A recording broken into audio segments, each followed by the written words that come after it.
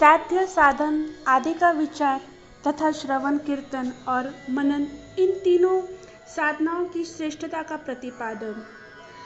व्यास जी कहते हैं, सूत जी, यह वचन सुनकर वे सब महर्षि बोले, आप हमें वेदांत सर्वस्वरूप अद्भुत शिव पुराण की कथा सुनाइए। सूत जी ने कहा, आप सब महर्षिगण रोग शोक से रहित कल्याणमय भगवान शिव के स्मरण करके पुराण प्रवर शिव पुराण जी का जो वेद के सार तत्व से प्रकट हुआ है, कथा सुनिए। शिव पुराण में भक्ति, ज्ञान और वैराग्य, इन तीनों का प्रीतिपूर्वक गान किया गया है और वेदांत वेद सत्स्तु का विशेष रूप से वर्णन है।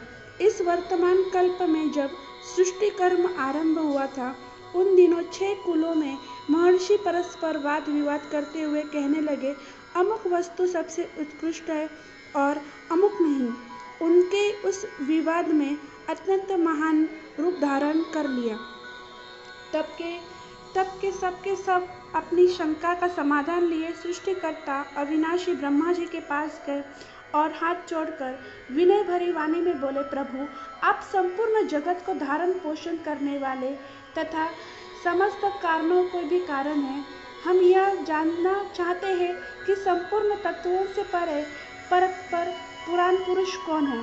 ब्रह्मा जी ने कहा, जहाँ से मन सहित वाणी उन्हें न पाकर लौट आती है तथा जिनसे ब्रह्मा, रुद्र, विष्णु और इंद्र आदि से युक्त यह संपूर्ण जगत समस्त भूतों एवं इंद्रियों के साथ पहले प्रकट हुआ है, वे ही ये देव, महादेव, सर्वज्ञ एवं संपूर्ण जगत के स्वामी हैं। यही सबसे उत्कृष्ट है। भक्ति से ही इनका साक्षात्कार होता है, दूसरे किसी उपाय से कहीं इनके दर्शन नहीं होता। रुद्र, हरिहर तथा अन्य देवेश्वर सदा ही उत्तम भक्ति भाव से उनका दर्शन करना चाहते हैं। भगवान शिव में भक्ति होने से मनुष्य संसार बंधन से मुक्त हो जाता है। देवताओं की कृपा प्रसाद में उनमें भक्ति होती है और भक्ति से ही देवताओं को कृपा प्रसाद प्राप्त होता है। ठीक उसी तरह जैसे यह अंकुर से बीज और बीज से अंकुर पैदा होता है, इसलिए तुम अब इस ब्रह्मर्षि भगवान शंकर का कृपा प्रसाद प्राप्त करने के लिए भूतल पर जाकर वहां सहस्त्र वर्षों तक चालू रहने वाले एक विशाल यज्ञ का आयोजन करो। इन यज्ञपति भगवान शिव की ही कृपा से वेदोक्त विद्या के सारभूत साध्य साधन का ज्ञान होता है।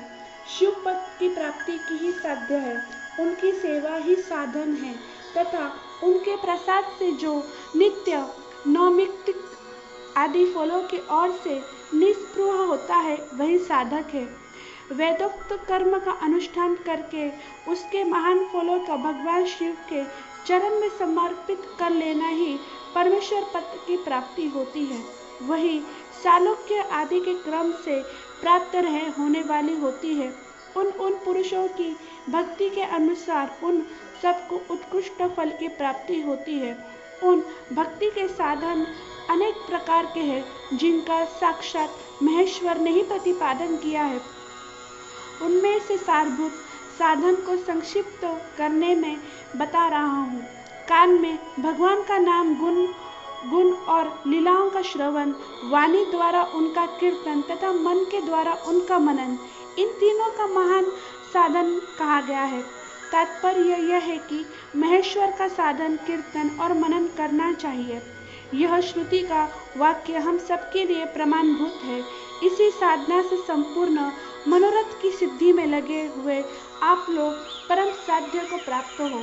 लोग प्रत्यक्ष वस्तु को आँख से देखकर उसमें प्रवृत्त होते हैं, परंतु जिस वस्तु का कहीं भी प्रत्यक्ष दर्शन नहीं होता, उस श्रवण इंद्रियों द्वारा जान सुनकर मनुष्य उसकी प्राप्ति के लिए चेष्टा करता है। अंत पहला साधन श्रवण ही है। उसके द्वारा गुरु के मुख से तत्वों को सुनकर श्रेष्ठ बुद्धि वाला विद्वान पुरुष अन्य साधन, कीर्तन एवं मनन की सिद्धि करता है। क्रमश मनन पर्यंत इस साधन की अच्छी तरह साधना कर लेने पर उसके द्वारा चाणक्य आदि के क्रम से धीरे धीरे भगवान शिव का सहयोग प्राप्त होता है। पहले सारे अंगों को लौकिक आनंद भी विलीन हो जाता है। भगवान शंकर की पूजा, उनके नामों के जप तथा उनके गुण, रूप, विलास और नामों को युक्तिपरायण चित्त के द्वारा जो निरंतर परिशोधन या चिंतन होता है, उसी के मनन कहा गया है। वह महेश्वर की कृपा दृष्टि से उपलब्ध होता है। उसे समस्त श्रेष्ठ साधनों में प्रधान या प्रमुख कहा गया है। सूत जी कहते हैं, मुनीश्वरों, इस साधन का महत्व बताने के प्रसंग में मैं आप लोगों के लिए एक प्राचीन वृत्तांत का वर्णन करूंगा। उसे ध्यान देकर आप सुने। पहले की बात है, पराशर मुनि के पुत्र मेरे गुरु व्यास देव जी सरस्वती नदी के सुंदर तट पर तपस्या कर रहे थे। एक दिन सूर्य तुल्य तेजस्वी विमान से यात्रा करते हुए भगवान संत कुमार अकस्मात वहां जा पहुंचे। उन्होंने मेरे गुरु को वहां देखा। वे ध्यान में मग्न थे। उनसे जगने पर उन्होंने ब्रह्मपुत्र संत कुमार जी को अपने सामने उपस्थित देखा। देखकर वे बड़े वेग से उठे और उनके चरणों में प्रणाम करके मुनि ने उन्हें अर्घ्य दिया और देवताओं के बैठने योग्य आसन भी अर्पित किया। तब प्रसन्न हुए भगवान संत कुमार विनीत भाव से खड़े हुए और व्यास जी से गंभीर वाणी में बोले, मुनि, तुम सत्य वस्तु का चिंतन करो। वह सत्य पदार्थ भगवान शिव ही है जो तुम्हारे साक्षात्कार के विषय होगा। भगवान शंकर का श्रवण, कीर्तन, मनन, ये 3 महत्वपूर्ण साधन कहे गए हैं। ये तीनों ही वेद संपत्त है। पूर्व काल में मैं दूसरे साधनों के संभ्रम में पकड़कर घूमता घामता मंदराचल पर जा पहुंचा और वहां तपस्या करने लगा। तदनंतर महेश्वर शिव की आज्ञा से भगवान नंदिकेश्वर वहां आए। उनकी मुझ पर बड़ी दया थी। वे सबके साक्षी तथा शिव गणों के स्वामी भगवान नंदिकेश्वर मुझे स्नेहपूर्वक मुक्ति का उत्तम साधन बताते हुए बोले, भगवान शंकर का श्रवण, कीर्तन और मनन, ये तीनों साधन वेद सम्मत है और मुक्ति के साक्षात कारण है। यह बात स्वयं भगवान शिव ने मुझसे कही है। अंत ब्रह्मन, तुम श्रवणादि तीनों साधनों की ही अनुष्ठान करो। व्यास जी से बारंबार ऐसे कहकर अनुगामियों सहित ब्रह्मपुत्र संत कुमार परम सुंदर ब्रह्मधाम को चले गए। इस प्रकार पूर्व काल में इस उत्तम वृत्तांत का मैंने संक्षिप्त से वर्णन किया है।